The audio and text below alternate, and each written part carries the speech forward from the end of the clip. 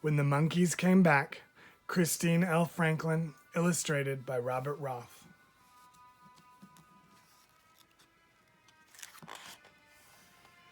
When the Monkeys Came Back.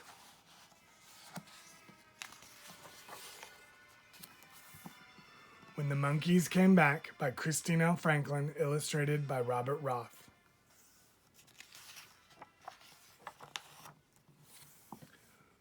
To my children, Kelly and Jody, who heard the monkeys with me, KLF. To my little girl, Cassidy, RR.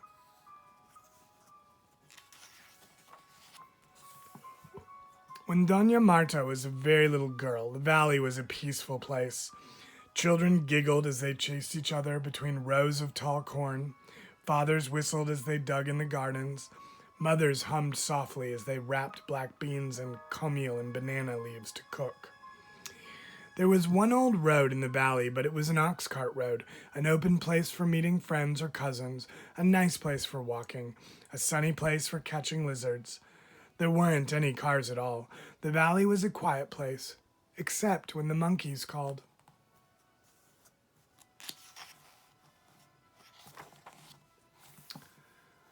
Every morning and every evening for as long as anyone could remember, the monkeys announced the changing of night into day, the changing of day into night. At dawn they would howl and bark to one another, and the noise they made was like thunder in the trees. At dusk they would hoot and scream, and each leaf and each blade of grass would tremble from the sound.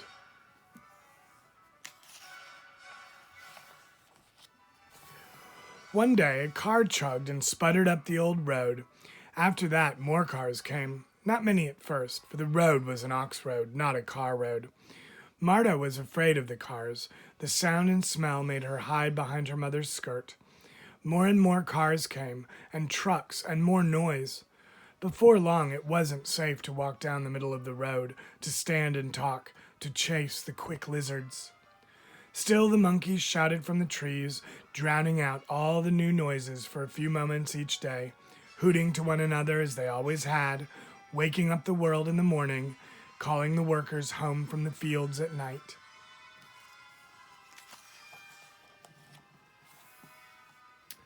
The rains came and went, and Marta's dress grew too short, and one day some men from the city came to Marta's house.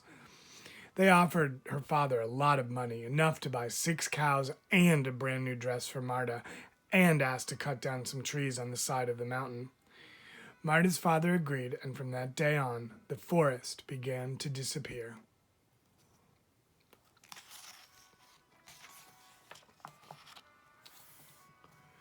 At first, it was just a few trees. The lumbermen cut down only the biggest trees, the ones with the hanging vines. The monkeys didn't seem to mind. They howled and barked and scolded just as before. But 5 years later, when there were only 24 trees left in the forest, the monkeys went away.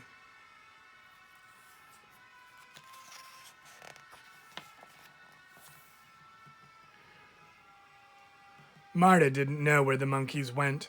One night, just as the sun slipped behind the hills, the monkeys shrieked and hooted and cried louder than ever before. Some said it was because of the full moon. Others said the rainy season was near. But the next morning, the valley was as silent as a stone. Over the next several years, the last of the trees was cut down. What had once been a forest was now covered with stumps and tangled brush. There were a few birds, but no monkeys.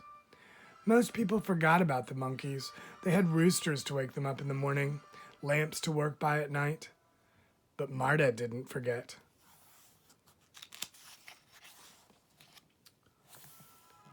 When she was 15 years old, Marta married Emilio. Emilio worked for Marta's father when her father died. He left his farm to Marta and Emilio. "You have a lot of land now," said Marta one day. "I would like to have some of it for myself." Emilio laughed out loud because in those days women did not own land. "Soon we will have a family to feed," said Emilio. "After I plant corn and beans and squash, there will be nothing left over to give you. The rest of the land belongs to the cows." "What about the land on the side of the mountains?" asked Marta. "There are too many stumps for a garden, and it is too steep for cows." That's true, agreed Emilio, and though it went against the custom, he gave the land on the side of the mountain to Marta. What are you going to do with your land? Asked Emilio. I am going to bring back the forest, said Marta, and that is what she did.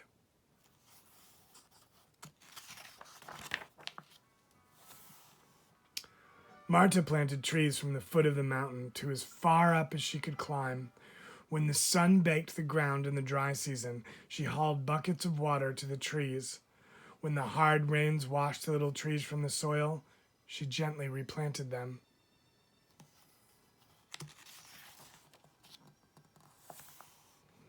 Year after year, Marta took care of the trees.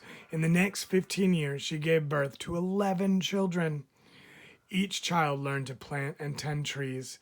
Year after year, Marta's children grew tall, and so did the trees. Coffee grows well on a mountain, Emilio would tease. Maybe you could plant coffee on your land. But Marta didn't listen. She didn't change her mind, and the forest came back.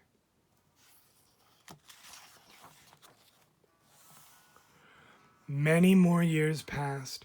The trees grew higher and higher. Marta's children grew up and had children of their own. Emilio died and left the farm to Marta and her sons. One day, old Doña Marta took a walk along the road to the warm sunshine. The children greeted her as she passed. Good morning, tree lady, they said. Good morning, answered Doña Marta with a wink and an old smile. She leaned on her stick and stared across the valley.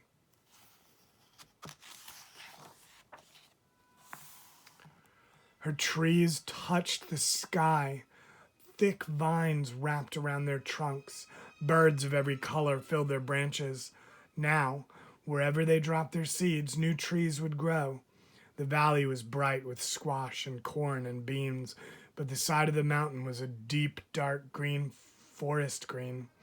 Doña Marta's work was finished.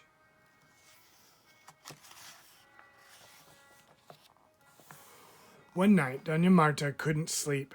As she lay in her bed, she listened to the sounds of insects, the twittering of the night birds. Out her little window, she watched the stars trail across the black sky. She watched the moon shadows shift and change in her room. As dawn approached, she heard the roosters begin to crow, and then she heard another sound. At first, it sounded like the barking of dogs. But soon the barking turned into howling, the howling into shrieks, the shrieks into shouts, and every leaf and every blade of grass trembled with the sound. Doña Marta hobbled to the window and leaned out. The dark air thundered with the sound of monkeys hooting, howling, screaming from the treetops, waking up the whole world once again. Doña Marta closed her eyes, smiled a wrinkled smile, and listened to the music she had missed for 56 long years.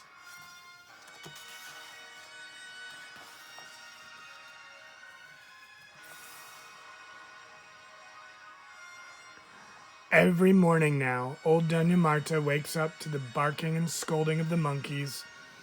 Every evening she waits for them to gather in the trees to shriek and howl and say goodnight. For a few moments each morning and evening, the sound of the monkeys drowns out all the other sounds in the valley. For a few moments each day, it's as if nothing had ever changed.